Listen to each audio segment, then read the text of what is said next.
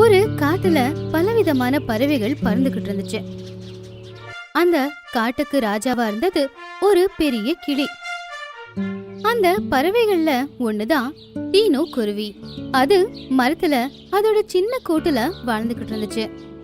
அவளுக்கு நேரா இருக்கிற மரத்துல மீனு குருவி தன்னோட பெரிய கூட்டுல புருஷனான கோல்டி கூடவும் 2 குழந்தைங்களோடவும் வாழ்ந்துகிட்டு இருந்துச்சு. அவங்க புருஷன் பொண்டாட்டி 2 பேரும் ரொம்ப வேகமானவங்க. தன்னுடைய குழந்தைங்களுக்காக மத்தவங்க கூட்டுல இருந்து சாப்பாடு திருடிக்கிட்டு வருவாங்க. ஒரு நாள் டீனு குருவி 2 முட்டைய வச்சுது. ரொம்ப சந்தோஷமா அதை பாத்துக்க ஆரம்பிச்சுது.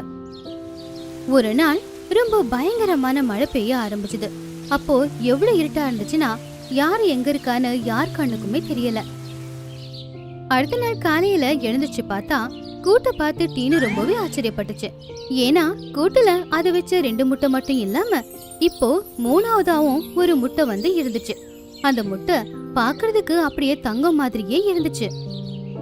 அட, இந்த 3ஆவது முட்டை எங்க இருந்து வந்துச்சு? பாக்கும்போது எவ்வளவு ஜொலிக்குது. சரி, பரவாயில்ல, இந்த முட்டைக்குள்ள இருந்து வர குழந்தையையும் என் குழந்தைங்க மாதிரியே நான் பாத்துக்கிறேன். கொஞ்ச நாளுக்கு அப்புறமா 2 முட்டையும் அசைய ஆரம்பிச்சது. 2 குருவிங்க வெளியில வந்துச்சு. அத பார்த்து டீனு ரொம்பவே சந்தோஷப்பட்டுச்சு. அதுக்கப்புறமா கொஞ்ச நேரத்துல அந்த தங்க நிற முட்டையும் மெதுவா செஞ்சு குழந்தை வெளியே வந்துச்சு. அந்த குழந்தை பார்க்க சிகப்பு நிறத்துல இருந்துச்சு. பார்க்க ரொம்ப அழகாவும் இருந்துச்சு. அட, என் செல்லமே, நீ பார்க்க ரொம்பவே அழகா இருக்க. உனக்கு நான் சுன்முன் அப்படின்னு பேர் வைக்கிறேன். அம்மா, நீங்க அப்படி சொல்லாதீங்க. என்னுடைய 2 அண்ணனுங்களும் கூட பார்க்க அழகா இருக்காங்க.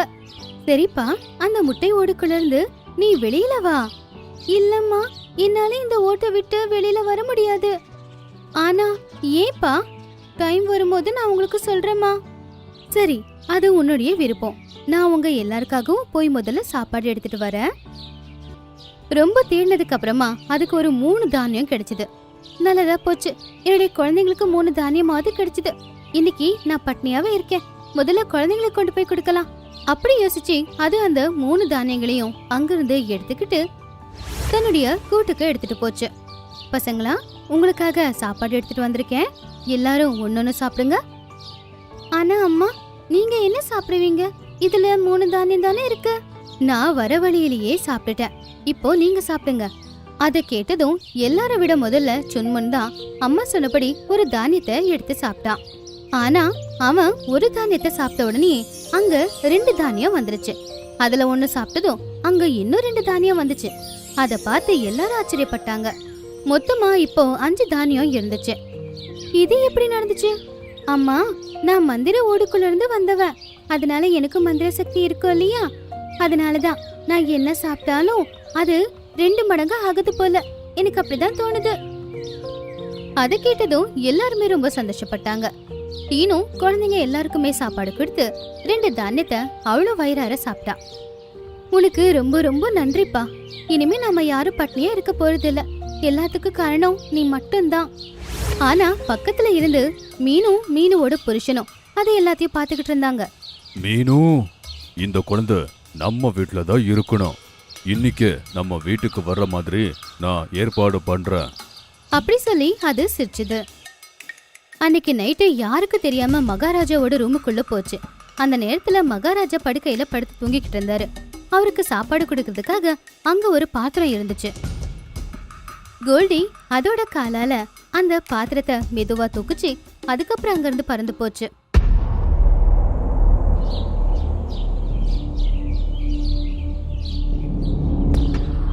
அதுக்கப்புறம் அந்த பாத்திரத்துல இருந்த எல்லா தானியத்தையும் சாப்பிட்டுச்சு. அத டீனு பறவை இருக்கிற அந்த மரத்துக்கு கீழே போட்டுட்டு போயிடுச்சு. கொஞ்ச நேரத்துக்கு அப்புறமா கிளி மகாராஜா தூக்கத்துல இருந்து எழுந்திருச்சு பார்த்தா அவருடைய சாப்பாடு பாத்திரம் அங்க இருக்கல.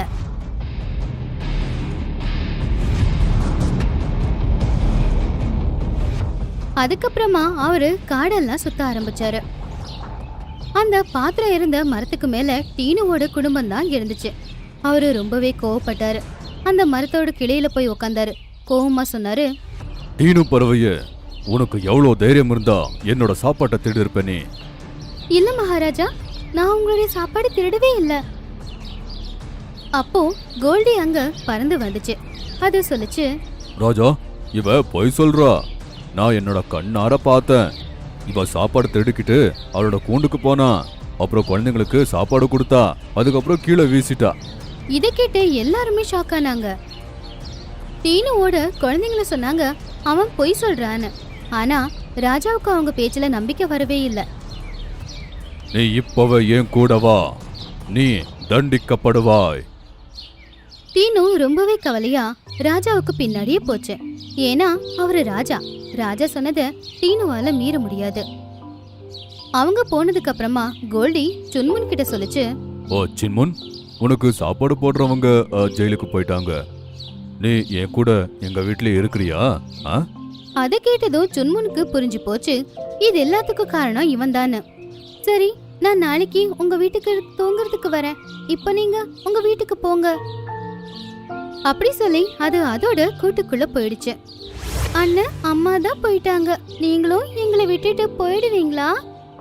இல்ல இல்ல, நான் இப்பவே உங்களுக்கு ஒரு ஐடியா சொல்றேன். அதுல நம்ம அம்மாவும் நமக்கு திரும்ப கிடைப்பாங்க. அப்படி சொல்லி ஐடியா என்ன அப்படிங்கறத சொல்லுச்சு. அன்னைக்கு நைட்டு பசங்க 2 பேரும் மகாராஜாவை பார்க்க போனாங்க. அவங்க அம்மாவை அந்த இடத்துல அடைச்சி வச்சிருந்தாங்க. நீங்க இங்க எதுக்கு வந்திருக்கீங்க? மகாராஜா, நாங்க என்ன சொல்ல வந்தோம்னா, உங்க வீட்ல இருந்து திருடினது எங்களுடைய அம்மா இல்ல, அது வேற யாரோ. அப்புறம் இன்னைக்கும் அவங்க உங்க வீட்டுல திருடுறதுக்கு பிளான் போட்டுக்கிட்டு இருக்காங்க. நீங்க என்ன சொல்றீங்க? யார் அது? மகாராஜா, நீங்க முதல்ல எங்க கூட வாங்க. அவங்க வாயாலே நாங்க உண்மையிலத்தையும் சொல்ல வைக்கிறோம். அதை கேட்டு மகாராஜா சிறையில இருந்த டீனுவ வெளியில கூட்டிட்டு வந்தாரு. அதுக்கப்புறமா எல்லாரும் சேர்ந்து டீனுவோட கூட்டுக்கு போனாங்க. நாம எல்லாரும் ஒளிஞ்சிருந்து இங்கிருந்தே பார்க்கலாம். இப்பதான் அவன் வரப்போறான். அந்த 2 பறவைகளையும் சொன்னது கேட்டு எல்லாருமே அவங்கவுங்க கிளையில உட்காந்துக்கிட்டு அமைதியா சுன்முனை மட்டுமே பார்த்துக்கிட்டு இருந்தாங்க.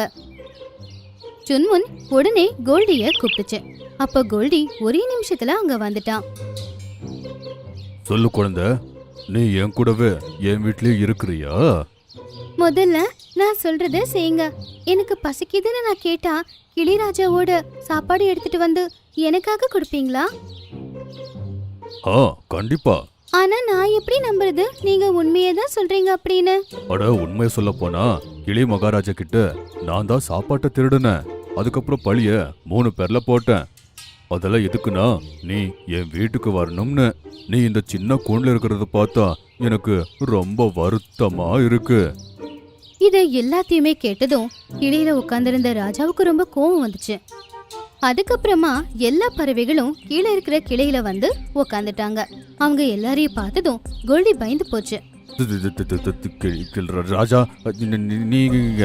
ஆமா, நான் எல்லாத்தையும் கேட்டுட்டேன். நீ சாப்பாட்டை திருடிட்டு பழிய 3 பேர் மேல போட்டுட்டியா? அப்படி சொல்லி அவரு டீனு கிட்ட சொன்னாரு. டீனு பறவைய, என்ன மன்னிச்சிரு. அன்னைக்கு நான் உன்னை நம்பல. அப்புறம் குழந்தைங்களா, உங்க புத்திசாலித்தனத்தால தான் எனக்கு உண்மை தெரிய வந்துச்சு. ஷபாஷ்.